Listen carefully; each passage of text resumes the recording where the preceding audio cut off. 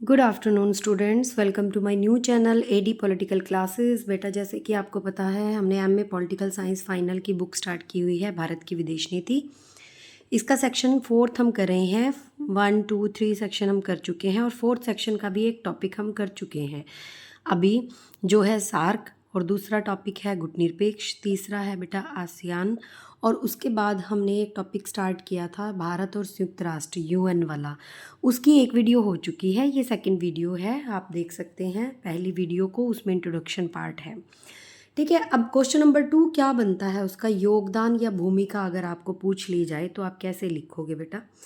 देखिए, संयुक्त राष्ट्र में भारत की शुरू से ही सकारात्मक भूमिका रही है। सकारात्मक मतलब इसने पॉजिटिव लिया है भारत ने हमेशा ही यूएन को।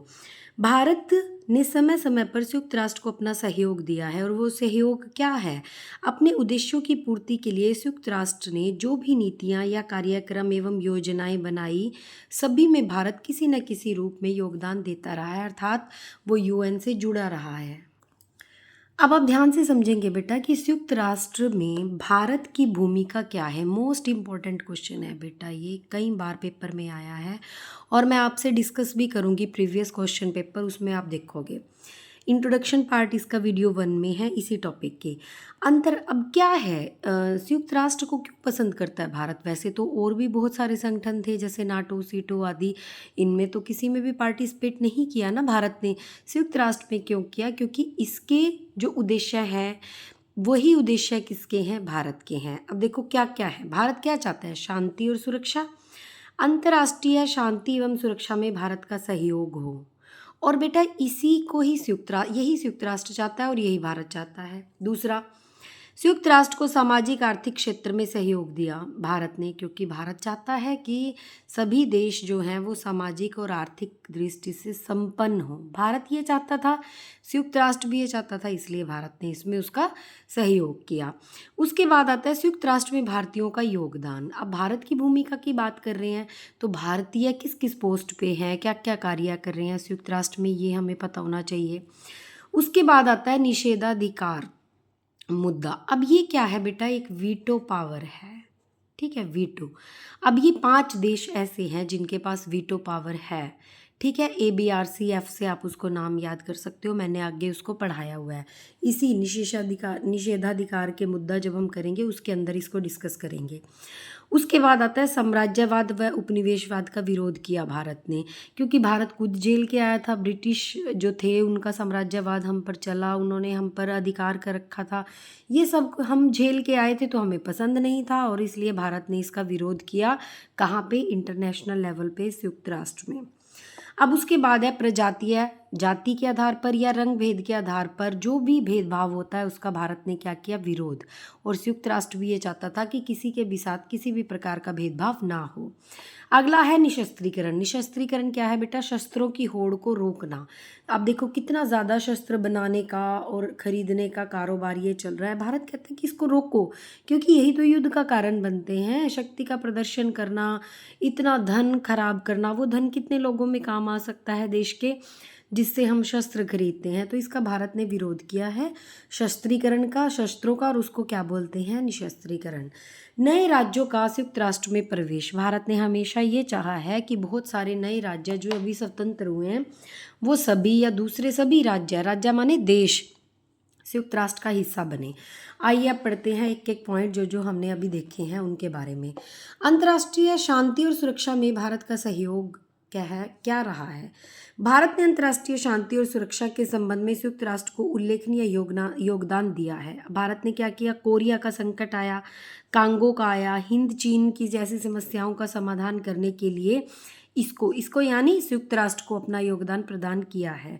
फॉर एग्जाम्पल कोरिया संकट, यद्यपि भारत ने भ्रमवश उत्तरी कोरिया को आक्रमणकारी घोषित कर दिया था। पहले भारत को भ्रम हुआ था कि उत्तरी कोरिया ने आक्रमण किया है दक्षिण कोरिया पे, किंतु जब संयुक्त राष्ट्र ने उत्तरी कोरिया के प्रति सैनिक कार्रवाई करने का निर्णय लिया तो भारत ने उसमें सहयोग करने से इनकार कर दिया, क्योंकि भारत को बाद में समस्या समझ आ गई थी।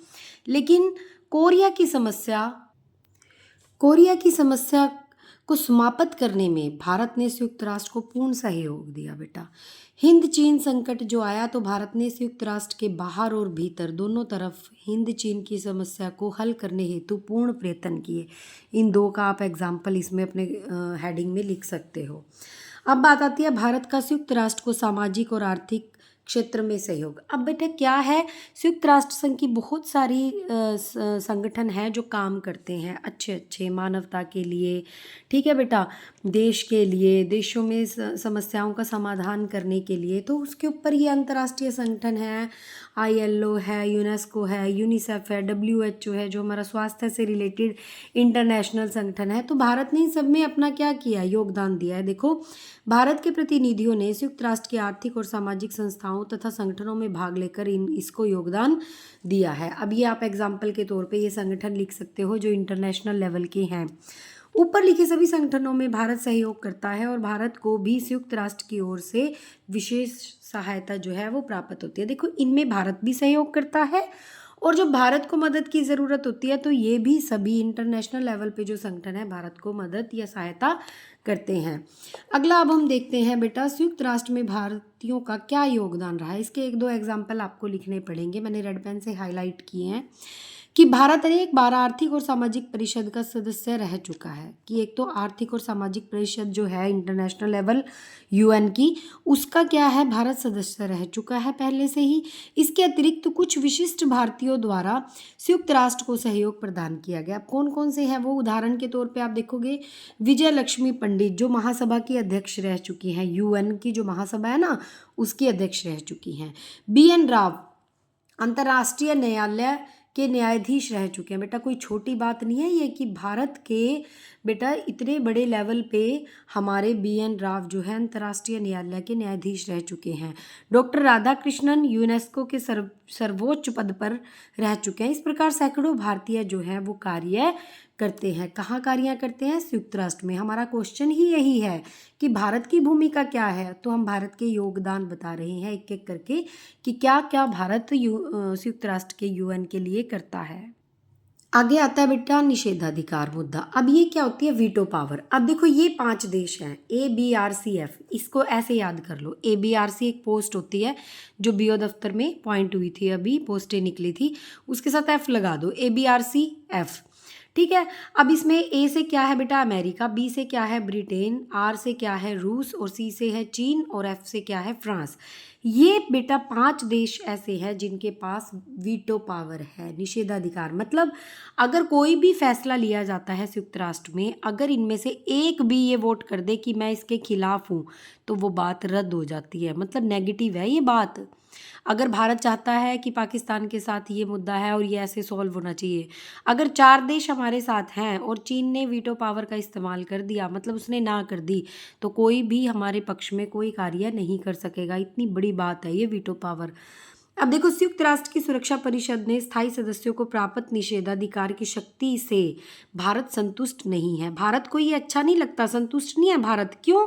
क्योंकि कई बार क्या होता है, ये वीटो पावर का गलत इस्तेमाल करते हैं अपने फायदे के लिए। चाहे एक अच्छी ही नीति बनाई गई जिसमें सबका भला हो, उसमें अगर एक देश ने मना कर दिया तो बस वो बात होगी नहीं। तो भारत इस बात से संतुष्ट नहीं है, किंतु भारत इसको समाप्त करने के पक्ष में भी नहीं है। भारत ये भी नहीं चाहता कि इस वीटो पावर को समाप्त कर दिया जाए। क्यों? क्योंकि इससे भारत को कई बार फायदा भी हुआ है, कई बार नुकसान भी हुआ है। देखो क्योंकि कई बार वीटो पावर का प्रयोग कर सुरक्षा परिषद के महत्वपूर्ण निर्णयों पर पानी फिर गया। क्यों? क्योंकि अच्छे अच्छे नीतियां बनाई, एक देश ने वीटो पावर लगा दी और वो काम हुआ ही नहीं। तो एक तरफ तो ये बात है, फिर भी उसने इसकी समाप्ति पर बल नहीं दिया, क्योंकि भारत के लिए कई बार सोवियत संघ ने वीटो पावर का प्रयोग करके भारत का साथ दिया है। अब देखो मान लो कोई भारत के खिलाफ जा रहा है, लेकिन अगर सोवियत संघ ने वीटो पावर कर दी कि मैं तो साथ दूंगा उसका, तब भी सबको साथ फिर देना पड़ेगा, क्योंकि वीटो पावर एक ऐसी पावर है, अगर एक देश भी उसके खिलाफ बोल दे तो वो काम होता नहीं। अगर एक देश साथ दे दे तो सबको ही वो बात आपकी माननी पड़ सकती है। जैसे सोवियत संघ ने जब हमारा साथ दिया तो हमारा काम बना भी है, सलाह मानी गई है। ठीक है बेटा, ये भी हमारी बात है। अब मान लो 4 देश हमारे खिलाफ है और संयुक्त राष्ट्र संघ ने कह दिया मैं तो भारत के साथ हूँ, अगर उसने बोल दिया तो वीटो पावर लगा दी तो बस ठीक है फिर। तो कहीं पे इसका फ़ायदा है, कहीं पे इसका नुकसान भी। हाँ, ये संतुष्ट नहीं है क्योंकि इससे कई बार अच्छे काम भी रुक गए हैं। अब आगे बात आती है बेटा साम्राज्यवाद या उपनिवेशवाद का विरोध। अब भारत स्वयं साम्राज्यवादी दासता एवं शोषण का शिकार रहा है। अंग्रेजों ने किया था ना बेटा भारत के ऊपर। भारत को कठिन संघर्ष के बाद इसे स्वतंत्रता प्राप्त हुई थी, लेकिन भारत केवल अपने लिए स्वतंत्रता नहीं चाहता था। आप आधी दुनिया को प्रतंत्र कर दो और आधी दुनिया को स्वतंत्र रखा जाए तो ये भारत को अच्छा नहीं लगता था, क्योंकि वो चाहता था कि सारे विश्व के जितने भी देश हैं वो स्वतंत्र हों। देखो, भारत समस्त विश्व में स्वाधीनता मतलब स्वतंत्रता, अपना अधिकार चाहता था। इसलिए अपना अधिकार मतलब जिस देश की बात कर रहा है उसका अपना अधिकार होना चाहिए। इसलिए बिना किसी महाशक्ति की परवाह किए बिना साम्राज्यवाद व उपनिवेशवाद की आलोचना की। किसने? भारत ने आलोचना की, इसके खिलाफ आवाज उठाई और भारत ने साम्राज्यवाद को मानव गरिमा का अपमान बताया तथा इसे एशिया और अफ्रीकी देशों की गरीबी और पिछड़ेपन के लिए उत्तरदायी भी ठहराया। उसने कहा कि जो ये एक देश दूसरे पर अपना अधिकार कर लेता है, ये कितना शोषण करता है, ये मानवता की गरिमा का अपमान है। इसलिए भारत ने यूएनओ में, संयुक्त राष्ट्र संघ में इसके खिलाफ आवाज उठाई। आगे बेटा आता है प्रजातीय रंगभेद की नीति का विरोध किया भारत ने प्रजातीय भेद का भी जमकर विरोध किया। भारत का मानना था कि प्रजातीय भेद साम्राज्यवाद का ही दूसरा रूप है। भारत कहता था कि चाहे दूसरा देश आके राज करे, चाहे अपने ही देश में एक जाति पर दूसरी जाति भेदभाव कर रही है, तो बात तो वही है, ये भी तो साम्राज्यवाद ही हो गया। अगर एक प्रजाति दूसरी पर अपना शासन जमा ले और इसका सहारा लेकर लोगों पर अत्याचार करे तो भारत को यह बिल्कुल पसंद नहीं था। जब गोरी सरकारें काले मूल निवासियों पर शासन कर रही थी, वो था ना निग्रो जो थे, काले थे, उन पर भेदभाव होता था, गोरे काले का बड़ा रंगों का इसमें अत्याचार का रूप ले लिया था इसने, भेदभाव ने। तो उसके बारे में भारत विरोध करता है और उन पर अत्याचार जब कर रहे थे तो भारत ने इसका खुलकर क्या किया बेटा? विरोध भी किया। और भारत की हार्दिक इच्छा क्या थी कि अल्पसंख्यक गोरे, अल्प मतलब थोड़ी संख्या के गोरी सरकारें समाप्त हों और बहुसंख्यक लोगों को उनके मौलिक अधिकार मिलें। बहुसंख्यक मतलब जो ज़्यादा मात्रा में है। इसके बाद बेटा आता है निशस्त्रीकरण, कि भारत चाहता है कि विश्व में हथियारों की होड़ समाप्त हो जाए। निशस्त्रीकरण क्या है? हथियारों को कम करना। नी का मतलब क्या है? ना होना। शस्त्रीकरण हथियार, कि हथियार की होड़ को कम करना। भारत ने सदैव ही निशस्त्रीकरण को जोरदार मांग की है। इसने कहा है कि निशस्त्रीकरण होना चाहिए, शस्त्र नहीं होने चाहिए, तथा भारत ने निशस्त्रीकरण हेतु संयुक्त राष्ट्र द्वारा किए गए सभी प्रयासों का समर्थन किया है। भारत ने संयुक्त राष्ट्र का साथ दिया है किसमें? निशस्त्रीकरण वाले टॉपिक पे।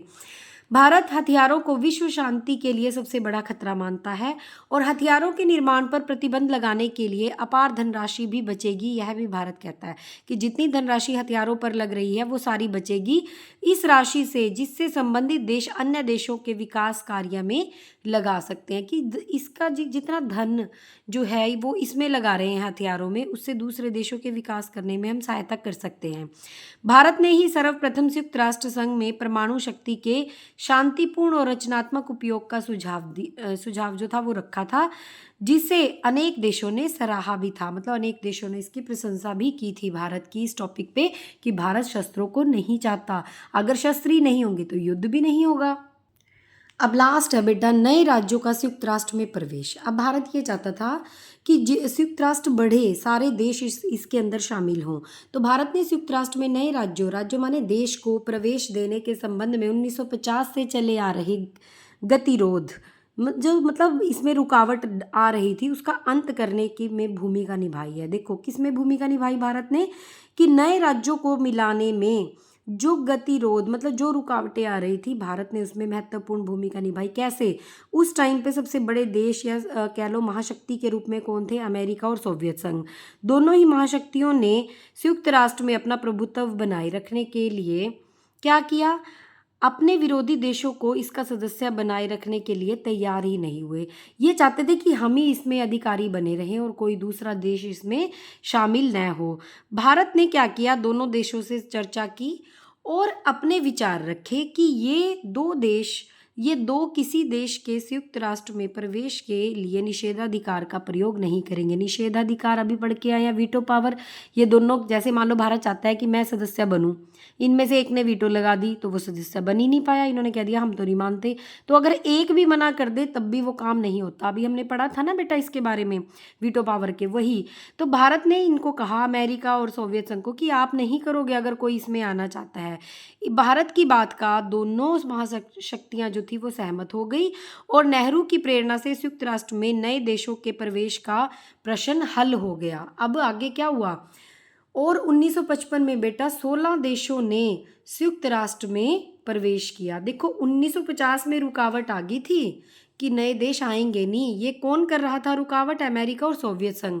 लेकिन नेहरू जी ने भारत में बुला के जब इन दोनों से चर्चा की और कहा कि आप किसी भी देश पर वीटो पावर नहीं लगाएंगे, तो ये मान गए और फिर वीटो पावर का इस्तेमाल नहीं हुआ और 1955 में 16 और नए देश संयुक्त राष्ट्र में आ गए। ये देखो भारत का कितना बड़ा योगदान रहा।